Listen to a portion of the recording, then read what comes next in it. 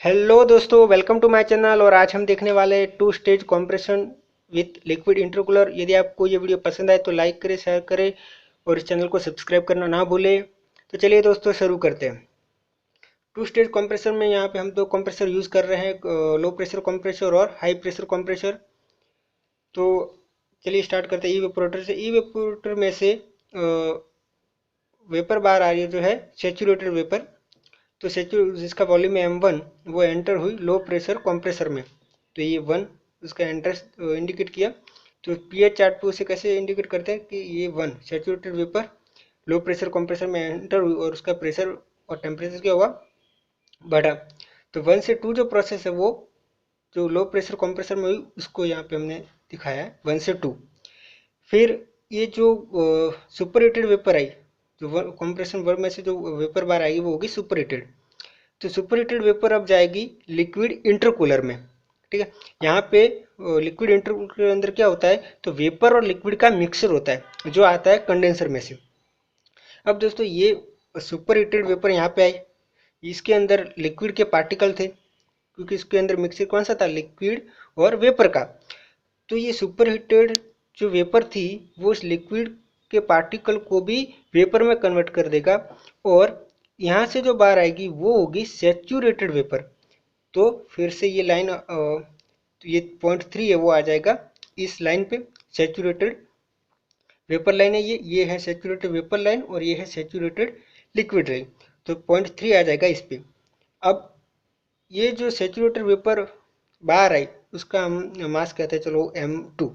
Okay, तो ये M2 मास वाली जो वेपर है वो अब जाएगी हाई प्रेशर कंप्रेसर में और वो कंप्रेस होगी। तो चलो वो भी आइसेंट्रोपिक प्रोसेस है।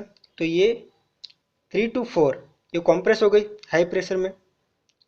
उसके बाद ये सुपर हीटेड, यहाँ पर भी वो कैसे हो जाएगी 4 पोजीशन पे सुपर हीटेड। तो सुपर हीटेड जो वेपर है वो अब फिर से पास होगी कंडेंसर में से, जहाँ पे उसका टेम्परेचर क्या होगा, डिक्रीज होगा।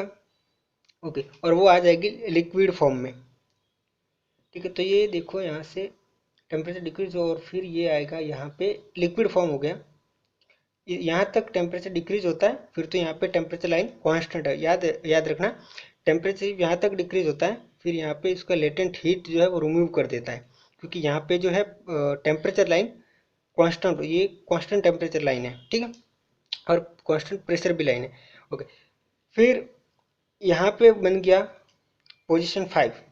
यहाँ पे होगा सेचूरेटेड लिक्विड। अब सेचूरेटेड लिक्विड जो है वो पास हो रहा है ये वाल्व, ये इसको कहते हैं एक्सपेंशन वाल्व 1। यहाँ पे दो यूज़ किए इसलिए हमने इसको 1 का और दूसरे को E2 से इंडिकेट किया। इसको फ्लोट वाल्व भी कहते हैं, इसको अंदर फ्लोट होता है जो वाटर लेवल को इसके अंदर मेंटेन करता है। तो ये 5 पोजीशन पे जो लिक्विड सेचूरेटेड लिक्विड था वो अब इस वाल्व में से जब पास होगा तो क्या होगा, उसका मिक्सचर बन जाएगा किसका, तो वेपर और लिक्विड का, और वो कहा जाता है इस लिक्विड इंटरकूलर में। तो चलो हम, ओके, ये हुआ उसका एक्सपेंशन हुआ और ये बन गया लिक्विड और वेपर का मिक्सचर। ओके, तो इसमें हो गया लिक्विड और वेपर का मिक्सचर। और लिक्विड इंटरकूलर का प्रेशर कौन सा था, ये वाला जो P2 था P3 था वही ये प्रेशर रहेगा, क्योंकि इस पूरे इसके अंदर प्रेशर कांस्टेंट है। तो ये P2 और P3 ये प्रेशर कौन से है, कांस्टेंट। ठीक है, मतलब P2 जितना, P2 is equal to P3। अब यहाँ पे क्या होगा दोस्तों कि जो वेपर और लिक्विड का मिक्सचर आया उसमें से मैंने अभी आपको पहले बताया कि ये सुपर हीटेड वेपर यहाँ से आई थी, वो इसके वाटर पार्टिकल को भी कन्वर्ट कर देगी सेचुरेटेड वेपर में, उसको भी बना देगा वेपर और मिक्सचर बन जाएगा सेचुरेटेड वेपर का। तो इसमें से कुछ वाटर पार्टिकल कम हो जाएंगे। तो समझो कि उसमें से जो वाटर पार्टिकल जो वेपर में कन्वर्ट हो गए वो थे M3। M3 water particle convert हो गए किसमें, वेपर में, और वो यहाँ से चले गए और बचा कितना, यहाँ से पास हो रहा था वो M1, और वो यहाँ से भी पास होगा वेपर और लिक्विड का मिक्सचर, क्योंकि लिक्विड इंटरकूलर वेपर और लिक्विड को सेपरेट नहीं कर सकता। ठीक है, तो इससे जो लिक्विड इंटरकूलर से बाहर आएगा वो भी मिक्सचर होगा वेपर और लिक्विड का, और वो पास होगा एक्सपेंशन वाल्व 2 से। तो मतलब यहीं से फिर से स्टार्ट करते हैं और एक्सपेंशन वाल्व होगा और वो प्रेशर कितना डिक्रीज करेगा, इवेपोरेटर के प्रेशर तक।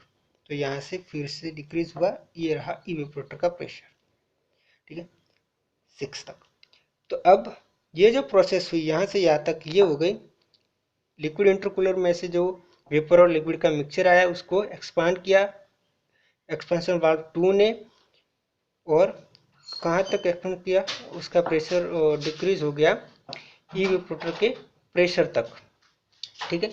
और ये m1 मास है जो वेपर, वो फिर से पास होगा इवेपोरेटर में से, और पूरा साइकिल इसी तरह से चलेगा।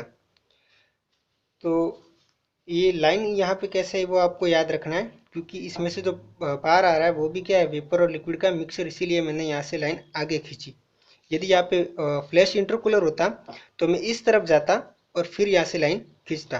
वो आपको समझ में आ जाएगा जब मैं अगली थ्योरी में बताऊंगा फ्लैश इंटरकूलर लगाने से क्या फ़र्क पड़ता है।